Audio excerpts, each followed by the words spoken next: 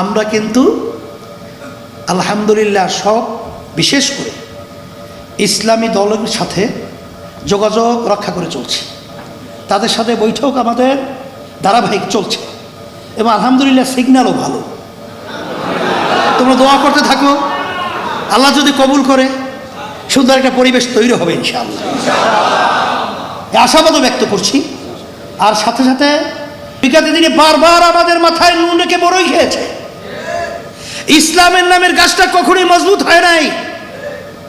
এদের ব্যক্তি স্বার্থের জন্য এমপির লোভে, মন্ত্রিত্বের লোভে, সম্পদের লোভে এখন ইসলামী আন্দোলন বাংলাদেশ ছোট নয়, বোকা নয়, সজাগ রয়েছে। আনুন মাথায় রেখে বড়ই খেতে কে বড়াই।